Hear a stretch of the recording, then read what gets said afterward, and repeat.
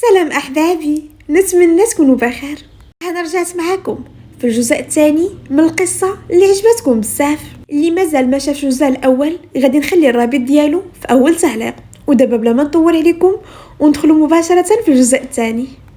رد شعر اللور وتسكى على الناموسية، غمض عينيه وبدا كيتفكر مروة وهداك الشيء اللي دوز معاها.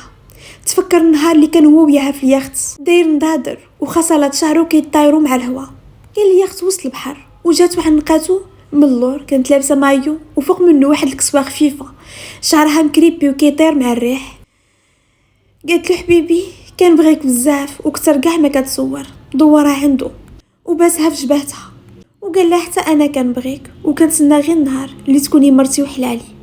فديك اللحظه حيدت الكسوه وهو حيد التيشيرت وتلاحوا بجوجهم في البحر. هنا بايزيد فاق من السهوه ديالو حل عينيه في الزربه، كانوا حمرين فحال جغمه الماء. ناض طافج من بلاصتو وما حامل حتى شي حاجه. فديك اللحظه ما بقاش عاقل على راسو، واللي كتبان ليه في البيت كيهرسها، كان كيغوت وكيقول شي كلام اللي ما كيتسمعش نهائيا. فديك اللحظه سكينه سمعت الصداع، رجعت عنده كتجري، لقاتو مقربلها ديال بصح. بغات تشدو زعما الساعه اللي سقع خبطها مع الحيط بيدو وما داهاش فيها اصلا، ما عرفهاش حتى واش كاينه وحتى هي ماشي من العاكزين. ناضت دغيا عاودت ثاني عنقات ليه دراعو وزيرت عليه، حاولت تحبسو على هداك الشيء اللي كيدير وقالت له عافاك السي بايزيد مسحها فيا. هز واحد الفازه باغي يلوحها، قالت له لا هذيك الفازه راها غاليه. وهو يوقف كيحس بشي حاجه ثقيله في يده، غير شافها هو يشنق عليها وقال لها واش انت ما بغيتيش تبعدي مني؟ سكينه قالت له قجيتيني صافي الا بغيتي تهرسها غير هرسها. لاله عيشه كيف سمعت الغوات طلعت عندهم طيره للبيت، جات وبدات كتفارقوا عليها وقالت له بايزيد ولدي اش كدير؟ سكينه عينيها خرجوا وبدات كتكحب. بايزيد قال لهم اخر مره نشوف هاد خيتي في بيتي وكنطلقها من يديه حتى تلاحت في الارض. سكينه جمعت الوقفه، شافت فيه وخنزرات وقالت له هاد خيتي راه عندها سميه، انت تبغي اللي يقول لك هذاك؟ ايوا هانتوما كتشوفوا البنات اللي فيها ما هناها. ايوا بايزيد قال لها غادي نقتلك اليوم. طلعت امينه كتجري وقالت لهم شنو واقع هنايا. سكينه درت يديها في جنبها وقالت ليه غير هاد خوك صعصع قال لك مسكين غادي يقتلني. بايزيد جبت سكينه من مور امو ولصقها مع الحيط، قال لها بلي هذاك اللسان عندك طويل واليوم غادي يتقطع. لاله عيسى ولات كتقول له اويلي يا وليدي طلق من مرتك الله يرضي عليك وطلب وتزاوج. يزيد هنا زاد تعصب اكثر وكيقول لهم هي ماشي مرتي، فهمتوا؟ ماشي مرتي، عندها فحال شي وحش. وسكينه خافت ديال بصح، خرج فيها عينيه وكيقول لها انت ماشي مرتي، شكون انت؟ اشنو كديري هنا؟ اصلا انا ما كنعرفكش، شكون انا؟ واش انا بايزيد ولا شي واحد اخر؟ واش نتوما باغيين تحمقوني؟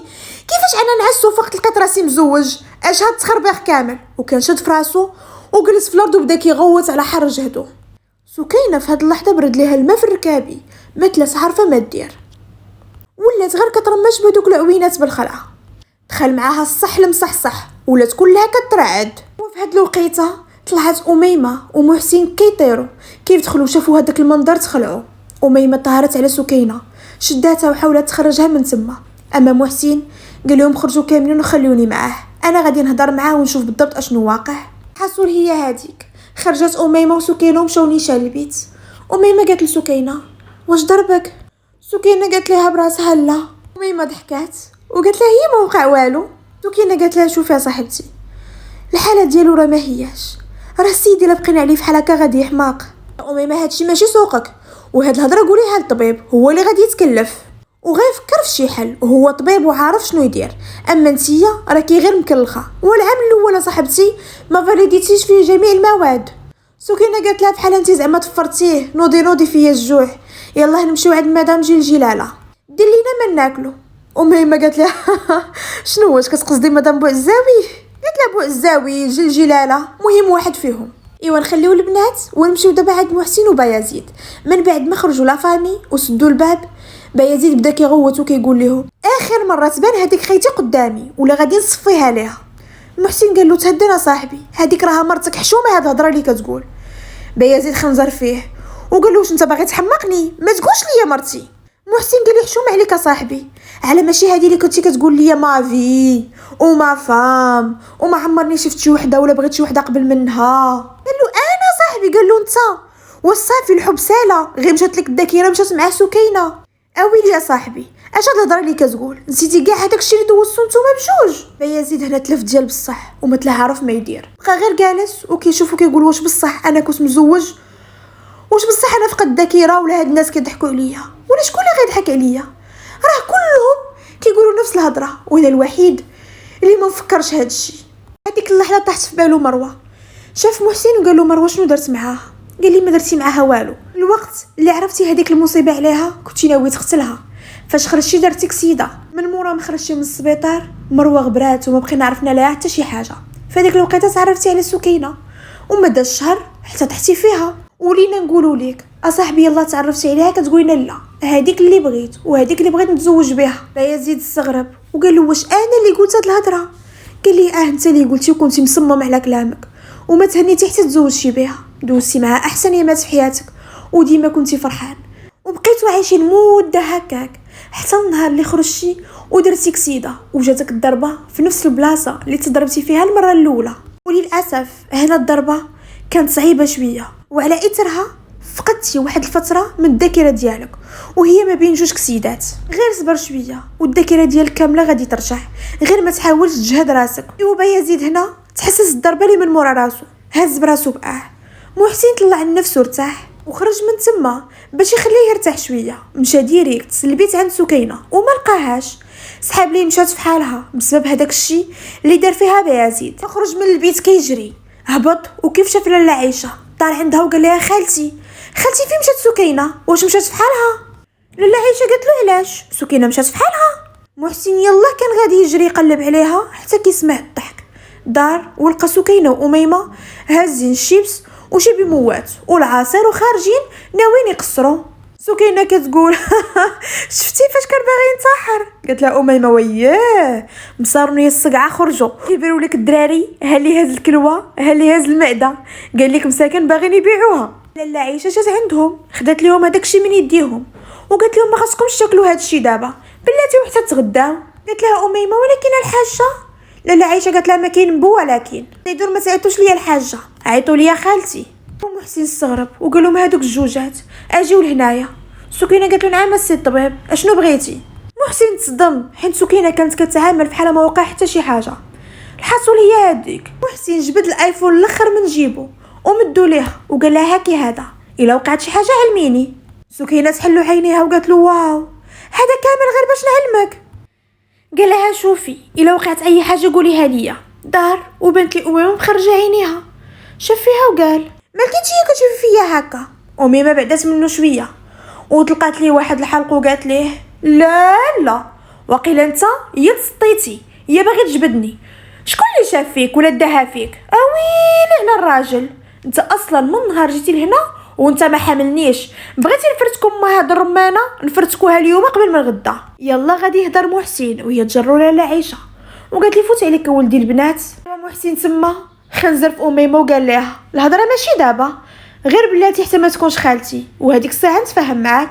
ايوا اميمه تخبات من مورا لاله عايشه وبدات كتحرك حجبانها وكتقول ليه متبسم فيها وقال الله يسر وخرج من تما. سكينه كانت فرحانه وما على بالهاش بهادشي كامل اللي وقع، كتشوف هذاك التليفون وما عرفاش كيفاش تخدمه وكتقول واو اول مره يكون عندي تليفون تاكتيل، صافي غادي نتهنى من هذاك نوكيا بيل.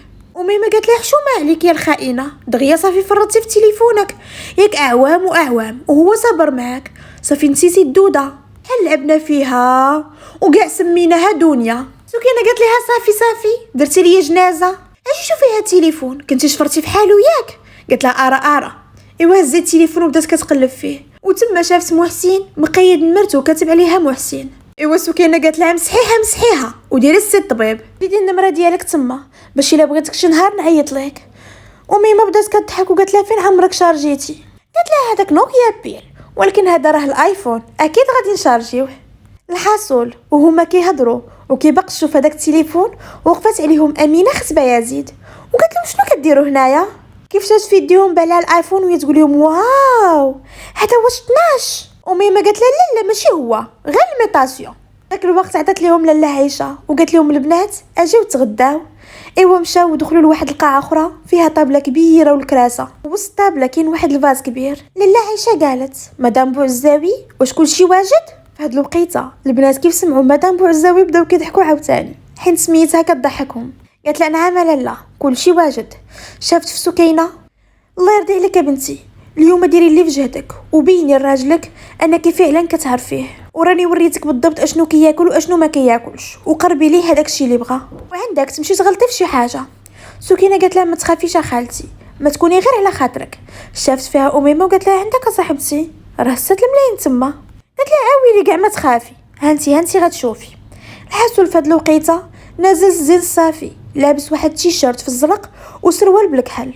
اميمه شافته وقالت له وينو على زيونات. نغزت سكينه وقالت لها سكتينا. ايوا لاله عيشه نادت وقالت ولدي جلس حدا مراتك. دارو خنزر في سكينه وهي ضحكت ليه ببراءه. كيف جلس بدات كتحط ليه في تبصيلو وكتحط له بالضبط هذاك الشيء اللي كيبغي. هو كيشوف هذاك الشيء وتصدم وما بقى فاهم حتى شي حاجه. وسكينه عاد ما زايده فيه شافت فيه وضحكات وقالت كل هادي كانت كتعجبك. في هذيك اللحظه استغرب بزاف حيت قال ما يمكنش والسيده يلا درت فيها هذيك الحاله في البيت وكتعامل معايا هكا. ايوا بقى كيشوف فيها ويلا كان باغي يخشي الدغمه الاولى فمو لقى كلشي كيشوف فيه. قال لهم مالنا تما كلشي قلب الشوفه وبداو كياكلوا. شويه السيد وحلات ليه سكينه دغيا حطت ليه الماء قدامه وشاف فيها وناض مقلق من تما. سكينه طلع لها الدم وقالت عويلي مال هذا مالو لا هاد الفجوج الخاوي انا شنو درت ليه؟ امي ما قرتها وقالت لها خليه بخاطره. ولا لا عيشه ناضت ومشات تبعاتو وقالت له ولدي فين غادي ما عندك فين تخرج دابا راك مازال مريض. ما جاوبهاش هز السارود ديال الطوموبيل وخرج مع الباب هز طوموبيلتو وعفط عفطه وحده. لاله عيشه تما تخلعات رجعت كتجري قالت للبنات وحده فيكم تعيط لمحسن. ايوا دغيا جبدت سكينه التليفون وعيطت لمحسن ومداتو لاله عيشه وكانت قالت لي ان بايزيد خرج من الدار. محسن قال لها ما تخافيش يا خالتي انا ضارب الحساب لكل شيء. ايوا في هاد الوقيته نخليو البنات وخالتي ونمشيو نيشان عند بايزيد اللي كان تالف وما عارفش بالضبط اشنو كيدير حيت اصعب حاجه في الدنيا تهل عينيك وتلقى راسك ما عاقل على حتى شي حاجه. تلقى حداك مراه اول مره غتشوفها وهي كتقول لك انا مراتك وكلهم كيقولوا نفس الكلام كيحس براسو غادي يحماق. ايوا مشى نيشان للشركه ديالو اللي كانت معروفه في البلاد وكانت ما بين اكبر الشركات اللي كاينين. حط الطوموبيل ديالو تم داخل هادوك السكريتي اللي في الباب شافوه وعطاو السلام. هو غير دخل بديك الكاريزما والشخصيه ديالو كلشي ناض توقف على الحركه وقفوا احتراما ليه وكيقولوا ليه على سلامتك وهو ما كيرد على حد. طلع في السانسور ديريكت البيرو ديالو اللي كان في طابق 12 وكان كيطل على المدينه كامله. كيف وصل وتحل السانسور استقبلته السكرتير وقالت لي على سلامتك يا مسيو. ما جاوبهاش ودخل نيشان البيرو ديالو. كيف جلس بدا كيقلب في واحد المجر على تصاور ديال مروه ولكن ما لقى والو. دار البيرو ولقى فوق التصويره ديال سكينه مبتسمه وهو يغوت على السكرتير وقال لها خديجه. دخلت كتجري وقالت له نعم مسيو علاش كون ندخل البيرو ديالي وفين هما التصاور اللي كانوا هنا. ايوا خديجه بدات كتسر طريقها وقالت له مسيو انت اللي حيدتيهم من هادي شحال قبل كاع ما تزوج بمدام سكينه. بايزيد ضرب على الكرسي برجليه وقال لها خرجي برا. خرجت برا وهي كتقفقف. هذيك الساعه هزت التليفون واتصلت بمحسن عاودت ليه هذاك الشيء اللي وقع. محسن حجبو الحال وقال لها وصافي علمتي الموظفين كاملين؟ قالت له دكتور. قال لها المهم ديري هذاك الشيء اللي قلت لك وياك تغلطوا بشي حاجه. قالت له ما تخافش وقطعت هذيك الساعه. حاسول في هذيك الوقيته محسن كان كيقلب على بايزيد وجا هذاك الاتصال ديال خديجه في وقته.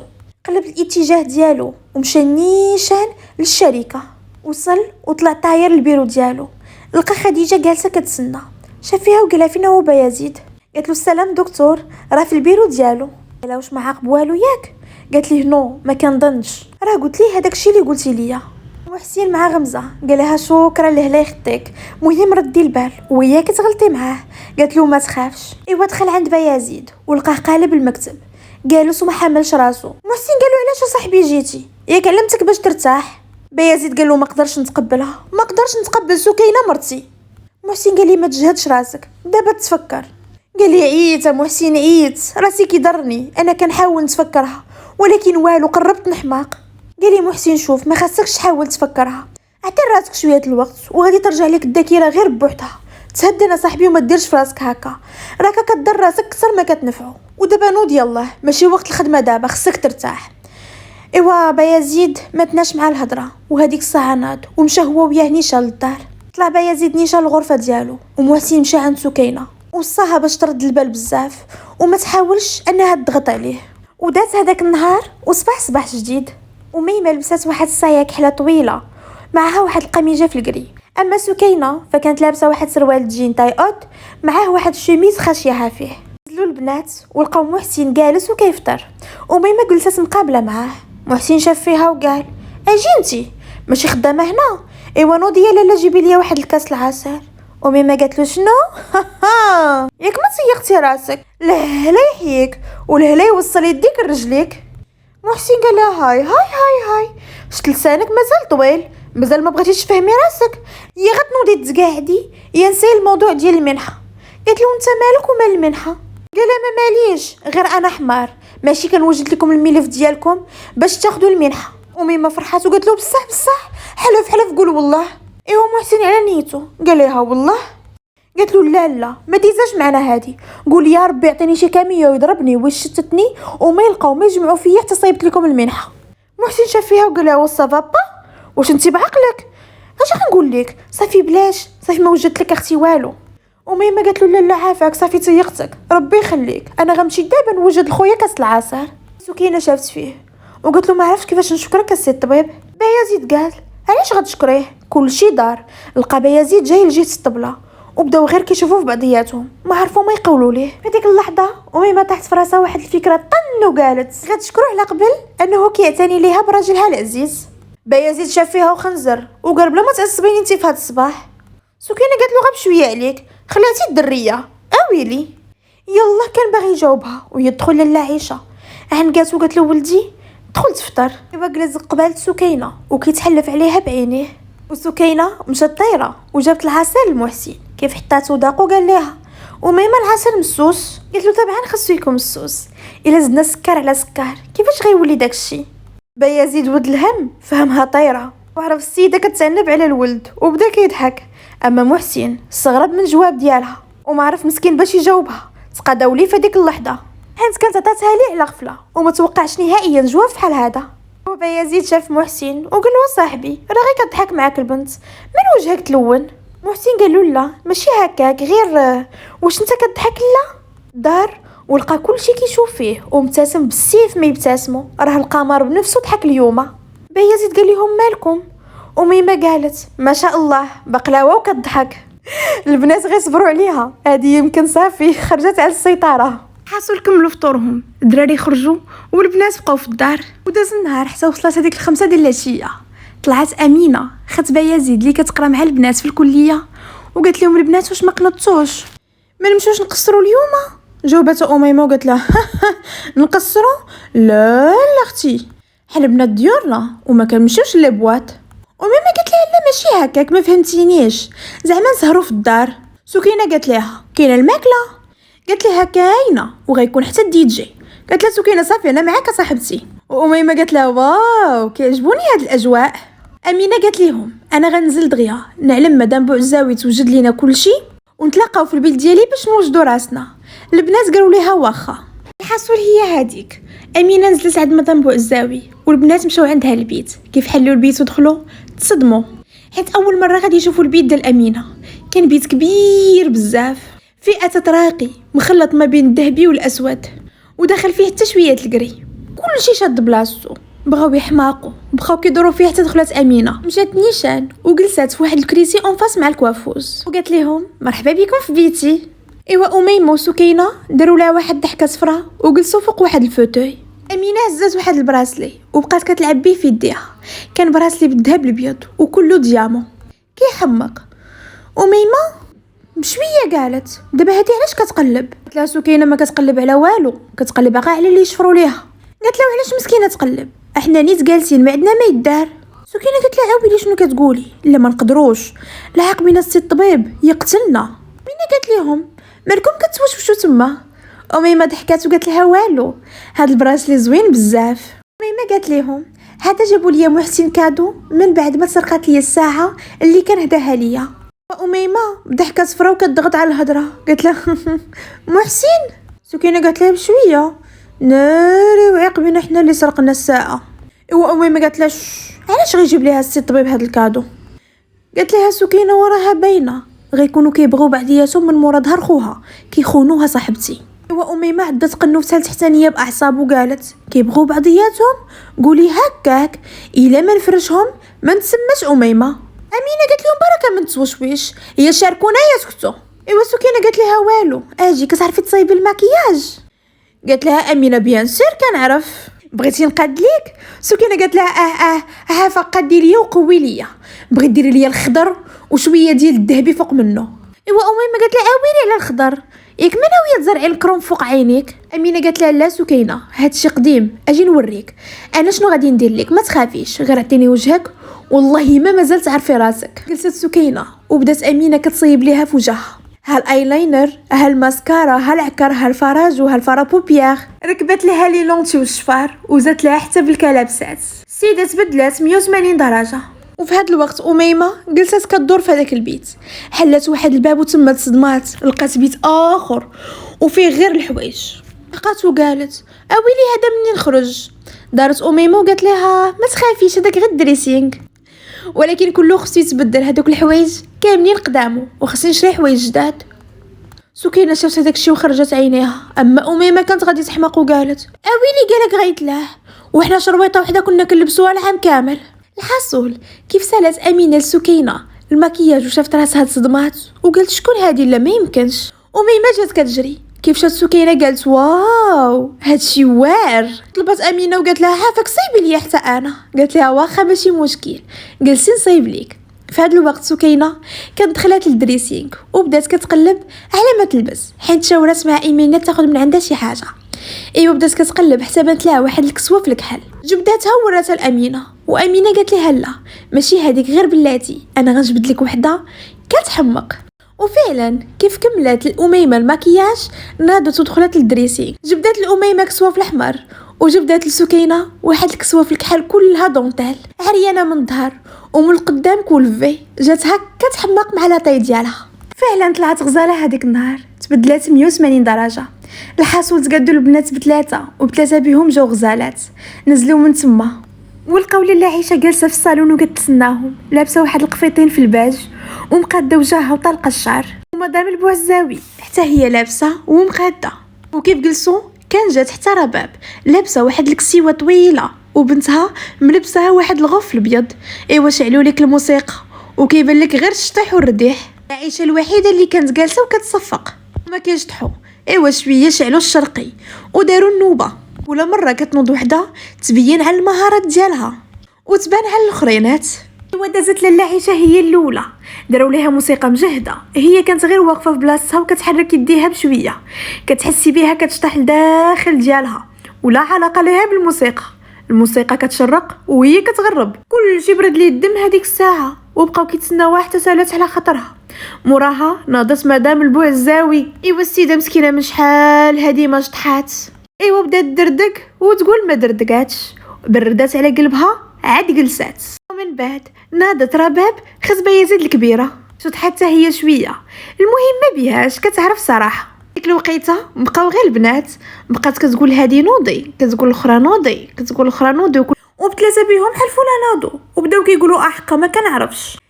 ناضت لاله عيشه وجرات بنتها وقالت لها ياك يا بنيتي ما كتعرفيش وانت خطر. ناضت لاله امينه وتقولي غير في عبدو في ماتها. السيده طلعت خطاره في الشطيح بقات هكبه لك حتى بردات ومن بعد جلسات. وهذيك الساعه نوضوا سكينه اللي كانت حشمانه في الاول ولكن كيف شعلوا ليها الموسيقى وسخن فيها الدم وهي تجعر. السيده ما بقاتش محكمه في راسها ناضت لاله عيشه وحزماتها وبدات تما كتشطح ليهم ما خلات شعبي ما خلات خليجي ما خلات شرقي. السيده كانت طياره وكتعرف تشطح مزيان وهما كيلوحوا عليها الفلوس وهي متيقه راسها. في واحد اللحظه ناضت حتى اميمه حين صافي ركبوها الهوايش وبدات كتشطح هي وسكينه كانوا مغيبين وما كاينينش في هاد الدنيا. ولاله عيشه ورباب وامينه والبوعزاوي جالسين وكيصفقوا وكانوا ناشطين وما رادين البال حتى شي حاجه. في هاد الوقيته كان دخول السي بايزيد ومحسن وبقاو واقفين وكيتفرجوا في البنات، وبجوجهم كانوا حالين فمهم، ما عرفوا مساكن باش تبلعوا. انا نقول لكم مساكن طاحوا على زنافرهم. البنات تبارك الله طلعوا غزالات هذاك النهار، وفوق من هذا الشيء خطرات في الشطيح. حاسوا بقاو هكاك حتى عبست الموسيقى. في هذاك الوقت داروا ولقاو محسن وحده بايزيد. سكينه كيف شافت بايزيد شدتها المرقه ولات كيف المطيشه، ما عرفت تمشي هكاك، ما عرفت تبقى واقفه. حشمات وما كرهتش الارض تشق وتخشى فيها حتى هيات وهي تهرب وطلعت للفوق. بقى بايزيد تبعها بعينو. ديك الوقيته وميمه حتى هي بغات تسلت. بايزيد قال لها فين غاده؟ قالت لي غادي نمشي نشوف سكينه. قال لها غير خليك انا غنمشي نشوف مالها. كلشي في هذيك اللحظه تسمر. هذيك الساعه بقاو غير كيبرقوا في عينيهم. السيد حضر راسو وطلع غير بشويه عليه. لاله عيشه شافت فيهم وقالت واش بايزيد اللي قال دابا انا غنطلع نشوف مالها؟ محسن قال لها ما عرفتش. لاله عيشه قالت يا ربي رجع لي ولدي حبيبي. ايوا في هذيك اللحظه بدا كيتفرتك المجمع. باب هي الاولى انسحبات حيت بنتها نعسات وطلعتها باش تخدى في بلاصتها. من موراها لاله عيشه قالت ليهم نخليكم يلا نمشي نرتاح شويه. ومدام بوعزاوي حتى هي ناضت باش تعلم البنات يجيو يجمعوا الدنيا. فديك الوقيته بقى محسن واميمه وامينه. محسن قال لاميمه تبعيني لبرا. قالت لي اميمه داوي معايا انا. قال لهم امن مع الحيط. قالت لي واخا. ايوا خرج محسن وتبعته اميمه. كيف وصلوا الجرده شدها من دراعها وقال علاش كتقلبوا؟ اش هاد اللباس واش هاد المكياج واش هاد الحاله اللي فيها نتوما؟ ياك النهار الاول اتفقنا انكم ما تغلوش السيد وما توصلوا لشي حاجه اللي ما نبغيوهاش. اميمه شفتو كيفاش كيهضروا تما ولات كلها كتفيبري وكتقولوا ماشي انا السبب، راه امينه اللي قالت لنا نديروا حفله. هي كتهضر وخايفه بزاف وهو كيشوف فيها وكيشوف حروفها، كيشوف في عويناتها اللي كانوا خايفين، فمها اللي كان كيترعد. بدا غادي وكيقرب ليها وهي كتبعد منه حتى كانت هبطات على الكسوه وجات باش طيح. كان شدها وقرب ليها بزاف وكيف نوضها كانت بعداتو وقالت لي شنو كدير انت؟ عاود شدها ويلا بغى يقرب ليها ضرباتو وهرباتو وخلاتو تما. ايوا طلعات مشى للبيت لقات سكينه ما كايناش. استغربات وقالت هذه فين مشات؟ نزلت عاوتاني كتجري عند محسن وقالت له سكينه ما كايناش في البيت، ياك ما تكون مع بايزيد. ايوا محسن كيف سمع هاد الهضره طلع طاير. ايوا نخليو هاد الجوج ونمشيو نشوفوا بالضبط اشنو وقع مع سكينه وبايزيد. ايوا كيف ما عرفتو طلعت سكينه للبيت وتبعها بايزيد. بدا كيدق في الباب. هي بدات كتغوت وقالت اويلي من امتى يا الضبعه كنتي كتدقي؟ دخلي. ايوا كيف دخل بايزيد برقات في عينيها وحشمات. درات راسها وقالت له نعم. قال لها سمحي لي يمكن زعجتك ولكن غير بغيت نطمن عليك. قالت طمن عليا انا بخير. قال لها مزيان. سكينه واش انت اللي خملتي البيت قبيله؟ قلبت على الساعه ديالي وما لقيتهاش باش شتيت فين حطيتها. قلت له يمكن بانت لي فوق الكوافوز. قال لها فوق الكوافوز؟ بالحق انا ما بانتش ليا. قلت له لا راني حطيتها فوق الكوافوز. لا ولا ما لقيتهاش. وسكينه هذيك الساعه جمعت الوقفه ناضت ودارت يديها على نصها وقالت له لا جيت ولقيتها. بايزيد طلع فيها وهبط. هذيك الساعه حقت براسها وقالت لي بلاتي نبدل ونخرج تبعك. قال لها لا غير بقاي هكا انا اصلا راني معطل وباغيها دابا. قالت لي واخا سيدي يلا زيد قدامي. ايوا السيده تابعه من اللور وغاديه على نيتها مسكينه غاديه وتويل وتقول هذا عور ما عارفاش بالضبط على اش كيقلب. الحصول دخلوا البيت. مشات سكينه نيشان الكوافوز هزت الساعه وقالت له ها هي شتي راه قلت لك كاينه فوق الكوافوز واش انت عور ولا شنو؟ قال لها هادي انا ماشي هادي اللي كنت كنهضر عليها. قالت لي واش كتحماق عليا؟ مهم هذه هي ساعتك اللي شفت ولا كتمودر لك شي ساعه اخرى نزل عند مدام بوعزاوي وقول لها شكون اللي دخل البيت.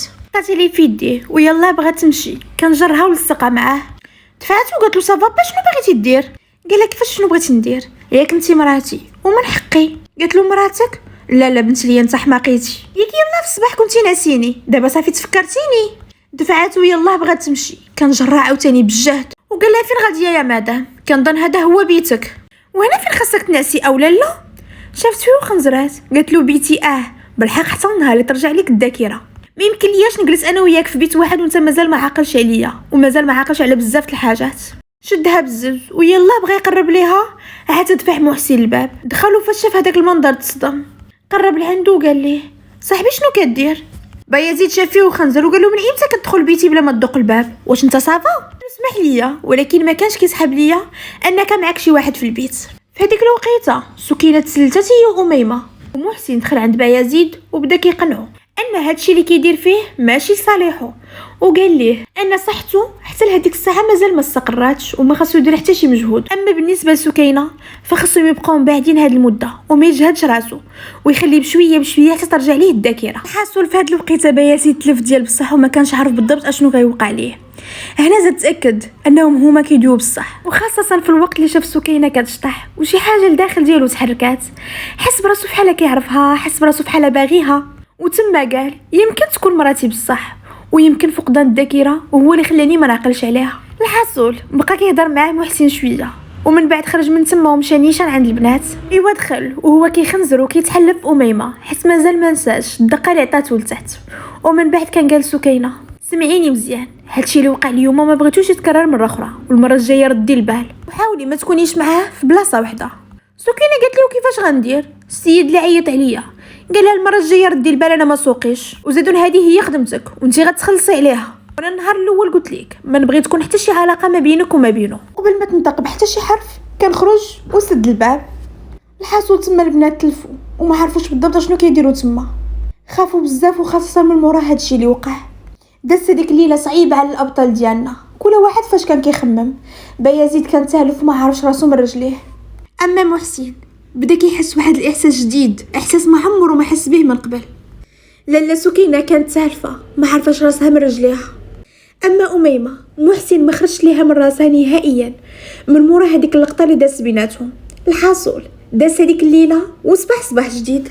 نزلوا الابطال ديالنا كاملين يفطروا، نزلوا البنات هما الاولين بداو كيفطروا كيضحكوا فحال ما وقعت حتى شي حاجه، حيت هذه هي طبيعتهم، كيخليو كلشي من موراهم وكيعيشوا نهار جديد. من بعد كنزل محسن اللي كيف جلس في الطبله رد البال للباس ديال سكينه، وهذيك الساعه دار فيها وقال اش هاد الباس سكينه، ما نبغيش داكشي البارح يتكرر مره اخرى، سمعتيني طلعي دابا وبدلي حوايجك. سكينه حشمات حضرات راسها ويلا غطلع، تلاقات مع بايزيد في الطروج، شافيها وقال لها فين غاده، قالت ليه والو غير جاني البرد وبغيت نبدل حوايجي. طلع فيها ونزل، ومن بعد نزل باش يفطر. في هذا الوقت محسن بقى كيخنزر في اميمه وكيتحلف عليها بعينيه، واميمه ما كانتش مسوقه عليه، كتخشي في وجهها وناشطه مع قبها.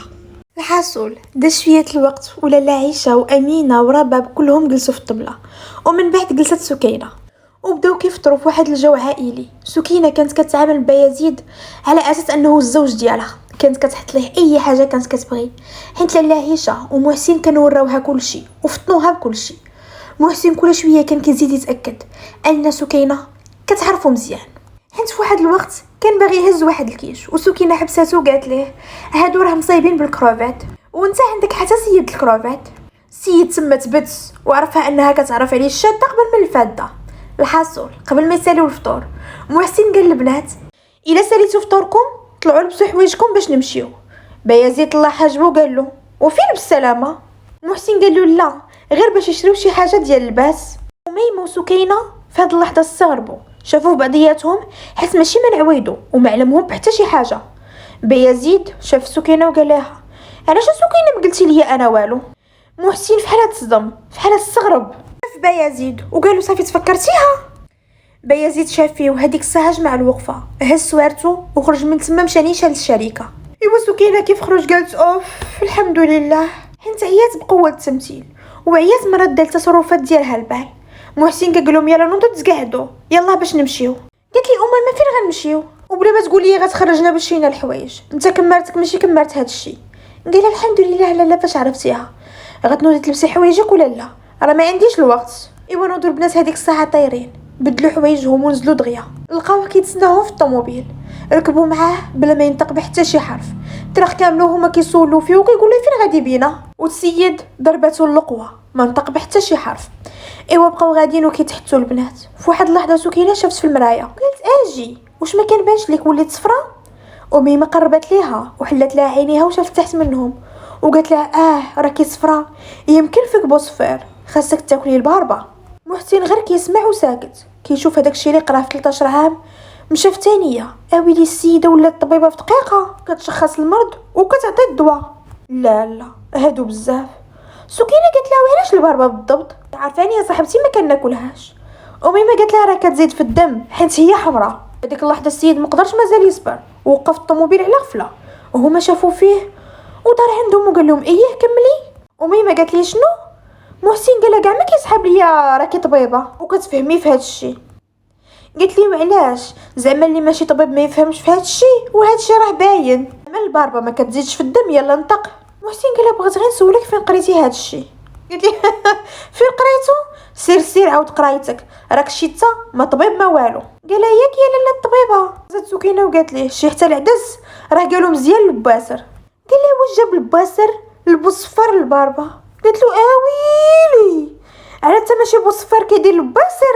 محسن تما طلع لي الدم وقال شفتي انا اللي مسخو داير فيكم عقلي، ودار وكمل طريقه. ميم شويه قالت لسكينه ويلي يا الصقعه سكتناه. تلقاه مسكين كان كيغيب فاش كان كيقرا. ويلي شي واحد ما عارفش ان الباربه كدير الدم.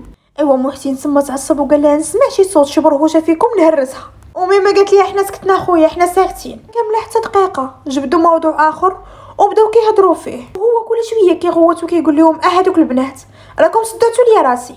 الحاسول بقاو هكاك حتى وقفوا قدام القياده، ومع شافوا واحد طوموبيلات البوليس عند الباب كيسحب ليهم كوميساريه. ديك اللحظه بداو كيشوفوا في بعضياتهم. سكينه شافت اميمه وقالت لها الشيه الحماره هانتي خرجتي علينا اش داك البارح ضربيه. اميمه قالت لها والله ما قصدت وهو اللي بغى يقرب ليا. ايوا حل ليهم الباب ديال الطوموبيل وقال لهم هبطوا. دات اميمه وهي تشد لي في يدي وقالت له العار والله ما نبقى نعاود، انا البارح راه ما عرفش شنو وقع ليا. عافاك اسمح لي هذه اخر مره ما عمرني مازال نضربك. قالت تلقي مني انت شنو كتخربقي؟ دوزي قدامي وبركه من الهضره الخاويه، راه السيد اللي عطيتو الوراق كيتسنانا. قلت له اين اوراق؟ لا كيفاش اين اوراق؟ والوراق ديال المنحه ياك هذا الموضوع هضرنا فيه. وميمه وسكينه تما عاد رجع فيهم الروح، وحده كتشوف وحده وبقى لهم غير شويه ويتعانقوا. الحاصل كان غوت عليهم وقال لهم دوزوا قدامي. وهو غادي وهما تابعينه فحال الحلاقه حتى وقفوا قدام واحد المكتب. دق الباب والسيد اللي داخل قال لهم تفضلوا. كيف حل الباب محسن وشافوا السيد قالوا مرحبا بسي محسن زرتنا بركه. ايوا محسن تقو قال خويا كريم نهار كبير هذا. حسوا بداو كيهضروا شويه ومن بعد قال ليه محسن هذاك الشيء اللي عطيتو لك واجد؟ قال ليه واجد السي محسن. كان جبد الوراق ومدهم ليهم باش يسينيوهم. ايوا البنات داروا فيها مطورات وبداو كيقراو في هذوك الوراق حتى من سميت القيد قراوها. ايوا كريم بقى كيشوف فيهم، قرب عند محسن وقال ليه منين دبرتي على هاد البوغوسات؟ عطيني شي وحده فيهم. محسن تعصب وقال كريم واش انت حماقيتي؟ هادو ماشي ديال اللعب، سكينه راه مرات بايزيد والاخرى راه تما. كان سكت. كريم تصدم وقال له كيفاش امتى بايزيد تزوج؟ محسن قال لي هذه قصه طويله من بعد نعاودها لك. ايوا كريم تصدم وفي هذيك الوقيته ما بقاش كيهضر نهائيا مع سكينه ولا مركز غير مع اميمه. مره كيجبدها بالهضره وكيقول لها فين كاينين والديك اشنو كديري؟ اميمه كتهضر معاه وكتضحك ومحسن كيتعصب والعافيه شاعله فيه، وخاصه في الوقت اللي سالاو وناضوا باش يخرجوا. كريم كان مد يديه لاميمه وبقى شاد فيها بزاف. ايوا تما سي محسن عرقوا خرجوا وكان غادي يحماق. كيف خرجوا من تما وصلوا للطوموبيل محسن بجاد شد اميمه ودفعها بجاد على الطوموبيل، قرب ليها وضرب الطوموبيل بجاد وقال علاش كتقلبي؟ منين دخلتي وانت كتضحكي مع السيد فين كتعرفيه؟ اميمه خافت بزاف وتكمشات وقالت له والله ما قصدت حاجه كنت كنهضر عادي. قال لها كيفاش كنتي كتهضري عادي؟ ما تبقاي تهضري مع حتى واحد فهمتي؟ ما تهضري مع حتى واحد. وكان شدها من كتفها وطلع على الطوموبيل بالجهد ورد الباب. اميمه في ديك اللحظه ما كانت فاهمه والو وسكينه بقات غير كتشوف. الحصول كان طلع موقف حتى لقدام واحد المول كبير كان عطاهم لاكارت وقال لهم تقداو هذاك الشيء اللي غتحتاجوا ومن بعد رجعوا للدار ومشى من تما. ايوا البنات كيف نزلوا من الطوموبيل نساو كل شيء وبداو غير كيتقداو وكانوا فرحانين بزاف. الحاصل خداو كاع هذاك الشيء اللي بغاو ومن بعد شدوا طاكسي ومشاو نيشان للدار. كيف دخلوا للدار لقاو الدنيا عامره، تفاجئوا ما كانوش عارفين بالضبط شكون هذوك الناس. ناضت لاله عيشه وعنقات سكينه هي واميمه ودخلتهم الصالون وتما قدمتهم للناس وقالت لهم هذه هي سكينه اللي غادي تعاوننا على بايزيد. كلهم ناضوا كيعنقوا فيها وخاصه جدات بايزيد اللي كانت كتبان مازال صغيره. الحاصل جلسوها وسط منهم وبداو كيشكروا فيها وقالوا لها هذا الخير ديالك ما عمرنا ننساوه. الحاصل هي كتنسجمات بزاف مع جدات بايزيد وخاصه ان فيها التعاويد. ايوا بقاو كيهضروا وكيضحكوا ومن بعد جدات بايزيد كانت ناضت وعيطت لاله عيشه. ايوا جات عندها لاله عيشه وقالت لها نعم اشنو كاين؟ قالت لها عويلي قالك اشنو كاين؟ قالت لها واش هاد البنت انت ناويه تخليها غير لعبه؟ ما ناوياش تخلي ولدك يبغيها ويتزوج بها بصح؟ لاله عائشه قالت لها كيفاش؟ قالت لها كيف ما سمعتي، واش انتي هاد الخير كامل بين يديك وباغا تفلتيه؟ فين ولدك غير لقى بنت مربيه ودرويشه بحال هادي ومن فوق من هادشي زوينه وعاطيه العين.